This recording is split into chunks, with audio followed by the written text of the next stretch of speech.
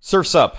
It's Mauisnake here. There's been a new patch in CS2 that came out in the last 16 hours as of the time that I am recording this. First and foremost, we have moved on from Premier Season 2 to Premier Season 3, and now you get this Season 2 badge so you can see your stats. I won 25 games, played 32. My best map was Mirage. I didn't think that I'd ever see this day, given that I'm 31 years old, going on 32. But here we are, 6 wins, 0.97 KPR. I'm literally Kyosuke in a grown man's body. Hey guys, the sponsor of this video is Skin Club, the case opening website. They've been getting extremely involved with the esports space lately, sponsoring teams like Vitality, the Mongols, Saw. They recently sponsored the HLTV Awards, which they were kind enough to fly me out to. So if you like my content on here or on my Twitch, check out their community portal on their website to consume more esports related and focused content by people like myself, Kerrigan, and James Banks. There are deeper dive articles, tier lists from people like myself, and articles about pro skin loadouts. I also publish some of my content monthly over there, so be sure to give them a look. We've got Overpass back in. We've got Anubis out.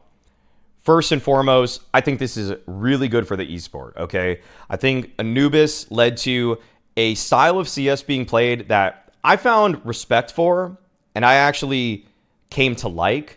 That one map in the pool was T-sided, just unequivocally T-sided, objectively T-sided. So many more options for the Ts. The CTs are the ones that have to take risks. I did think that it turned the game on its head in a way that made me rethink Counter-Strike. For that reason, I thank Anubis. It almost was creating a boiling point for the meta that was formed in 2022, 2023, where CTs need to be more active. They need to gamble a little bit more. Anubis, it took that to 100, okay? You couldn't sit on your hands. If you're in a 5v4, you still felt bad. Even if you're in a 5v3, if they have a good execute or a good flash, good molly combo with the smoke, it still felt hard to hold a bomb site. I liked Anubis for that reason. I liked seeing teams be as active as they were on the CT side. I liked that Eternal Fire / Aurora made it a home map because they had so many plays on the CT side of that map. It made it very exciting. It made it, in some ways, an upset map because the CT side was so difficult. It was very commonplace to see a team with 9 or 10 T-side rounds. It was almost like in the first 2 years of Nuke, in CSGO in 2012 to 2014 roughly, Nuke was so CT-sided. I get why people didn't like it. I get that it made them rethink how Counter-Strike should be played, but it holds a place in my heart. And frankly, I love seeing some of the best players in the world play E-Box. I actually think that Donk playing E-Box was such a constant display of mechanical prowess, just watching him over and over again take duels into canals, take duels into deep down, and trying to hold on to such a clean box. You know, there's slight elevation changes in E-Box. I love playing Overpass more than any other map. I think it just gives you so many options as a CT, so many moments of outplaying. I think it's good for the whole of Counter-Strike that we're slightly, the pendulum is swinging back towards CT-sided maps and CT-sided play. You'll see why in just a second with the other updates, but Overpass had always been one of the most CT-sided maps along with Nuke. Even more so than new Nuke. The current version of Nuke actually is more T-sided in my eyes than Overpass today. Inherently just more CT-sided. There's more angles for them to play. Like Anubis, you would just run out of spots to play too quickly, and the executes onto bomb sites were too easy to get in motion because the setup areas on Anubis were so easy to take for the Ts. I'm talking B main, I'm talking outside E-Box, I'm talking outside in water, outside of A main. All of that was so easy for Ts. Overpass, on the other hand, you got to take real map control, okay? You got to actually fight for some space. You know, you got to actually, as a T, you got to go through your whole nade set here, okay? I got to remember my nade set. You got to flash this guy off. You got to move forward. I literally can't remember like half of the nades that I used to throw, and I don't even know if the lineups work anymore. So I know there was, yeah, I don't even think, You know, there was like that candy cane smoke that you threw, but now you have to get a smoke into the front of this. You probably want to molly this guy off here. Is this going to be right? I don't even know. Like, you want to molly that off. You want to take all this space away from the CTs. That's probably not even a good molly, you know? So it's going to be really fun to see some of the best teams in the world play this map because, in my eyes, this is a more tactical map than Anubis. Taking all of the space requires a bit of utility. You usually got to smoke this. You got to molly this. Sometimes tease to deny information. They smoke the end of long A right here. There's so many moments where, like, you're doing all these different ways to clear long A. Sometimes you do it haphazardly. Sometimes you do it with the flash, swing with the flash. Sometimes you do it with the run boost, you know, boost the guy to get across. You're sometimes backwards clearing the front of bathrooms. Sometimes you backwards clear con like this. Sometimes you're doing it with a pinch from a guy at the bottom of connector. I just love it. There's just so many options, okay? I love how many back and forth interactions there are on this map. And I also love the CT side macro game so much because you don't want to be back up in back dice and back truck. You don't want this to be your setup because so often the execute onto a bomb site, okay, I'm not going to remember all the smokes right now, but you know, you see a smoke here at jump up, you have a smoke at bank, you have a molly at truck here, you sometimes even have a molly right there. You're usually doing the, let's see if I can do the God Flash here. Is it this? Is it still this? Is it going to be that? That's pretty good. Is that actually the flash that I'm looking for? Because if you rethrow, if you have a guy that's here and he's backing up, he's getting full blind while there's mollies at his feet, and this guy's getting blind too. You know, this is... It was fun. It was fun to execute on this bomb site when you had the space, but what you always had to worry about was a reaggress from the CTs as they try to find some ground back. And also, I love that the CTs on this map, if you lose this space on the bomb site, you know that there's a lot of short pressure or banana. Once you see that, sometimes as a CT, you'll throw some kind of just utility like this, and then you'll just even, you know, take a little bit of a peek into this, and then you'll just see, okay, I'm going to just take some space towards long. You know, you're going to just pick the fight that you think is best for yourself, and then if you even hold on to this, and let's say the T's have 4 people executing from the short side, and you kill the one long guy, well, now you're in a really interesting post plant that makes things awkward for the T's. A lot of cool executes from B2. You have the standard heaven smoke. Sometimes you would, and then you usually get the mid-side smoke. And then usually you just gotta flash people off stuff. Try to take space. Usually you're mauling barrels at the bare minimum. Oftentimes mauling the ramp too. More like that, I would say. Yeah. Mauling the ramp so they can't peek you as you're running up. And, but then there was execs like this where people would throw... I think this works in CS2. Is it wide enough? Not quite. Is it? They could jump up on there, technically, but any flash would get this guy. And then, yeah, if you get a perfect smoke right in the middle. So we've got the incendiary grenade fire spreads more rapidly. The MP9 has increased recoil magnitude and substantially reduced jumping accuracy. And in competitive modes, CTs now receive a $50 team award for each terrorist eliminated in a round.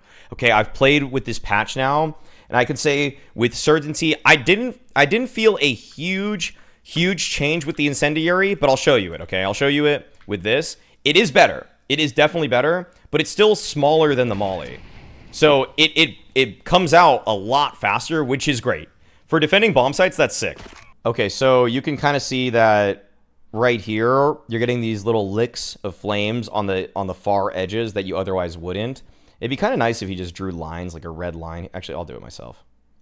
Oh, he did it. He actually did it. The madman himself. So, yes. Oh, that's good. That's good. I can't believe he actually...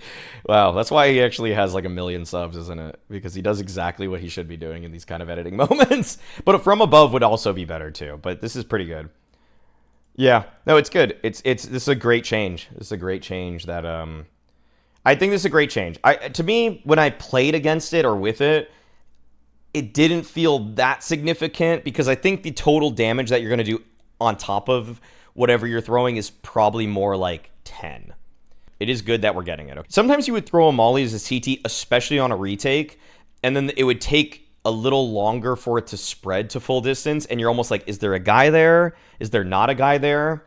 The other thing is the MP9. This is a little bit worse, guys. Like, let's just be honest. This is a little bit worse. Look at where these bullets are going now. Like, the recoil, you just have to pull down a little bit more. And even when you do, tracking, here, I'll try to track this fountain, for example. It spreads a lot more than it used to. This is very difficult to control. Okay, that is very that's very difficult to control. So, viability of other guns. I've always liked the MP7, if I'm being honest with you. It seems a little tighter. It's definitely a little tighter. It's not perfect. The could definitely come back. But MP7 feels most like a rifle in terms of usage at range for me. But I don't like the at all. I think it's pretty bad. But I think some pros will try it out. The cost is lower than the MP7. But the run and gun is pretty bad of it. You're still not really that accurate. It's okay, but nothing's going to be the same as the MP9. Having played with the $50, this is pretty helpful, guys. Okay, this is pretty helpful. This actually felt like it made the CT economy a lot more manageable. The only worry I feel like we might be walking into is that we're just going to get into an always force buy meta for CT sides, because it genuinely feels a little too good to buy over and over and over again and just hope people get a couple kills. You get the $50 even when you kill after round time is over? You don't. I don't think you actually do. You don't. I know for sure you don't. I already played a game and you don't. Here, I'll show this. I played a game yesterday and you don't. We were like, okay, let's just save long. But they actually just pushed into us and died. Okay, okay. So I'm at $50. Well, I don't think I get a kill here. So loss bonus is 1900. So I should be getting... Should I be 1950? So I should be getting 1950, 2000. I should be getting $2,000. The bomb blows up. I have 2050. But look what happens after the clock. Gets a kill. Gets another kill. Gets them all, okay? I still have 2050. So even though there were 3 kills after the bomb exploded and the round ended, I didn't get an extra 150 for those 3 kills. Okay? This is a prime example. After bomb kills don't count. After round time doesn't count. Okay, so look at this. So we got all the kills. I have 450 and we get a bomb defuse. So with a bomb, so I have 4,200 on the second round. I have 4,200. I got one kill and I have 4,200. It's a big difference. It's a big difference now. That is 450 to 4,200. Yeah. It's so good. I'm telling you, it's so good now. CT win by a limb. You'll always get 3,500. That's great. CT win by defuse plus 5 kills. 3,750. Bro, it's pretty big. $50 bonus is counted as soon as bomb explodes or round timer ends. So kills in the 3 seconds after bomb explodes or round timer ends do not count towards $50 bonus for upcoming round. That's as clearly as I can put it. 0.7. Whew. Whew. So he's starting well. CT side, 0.74. Whew. Whew. Okay, what do we got? CT side, 0.68. 0.68 plus 0.74. Uh-oh. Uh-oh. Uh-oh. 0.91. Oh my god. Oh my god. Well, it's about the same. It's not that crazy difference, but it is better. It is better. Actually, we'll do that times 5 though. We'll do that times 5. So it is pretty significant. You're getting 2 more ops out per half on vitality. 2 ops, 3.5 M4s, 8 MP9s, 3 smokes per round. Okay, That's all you need to really know about it, okay? Thank you guys. As always, being toxic is a choice. Okay, now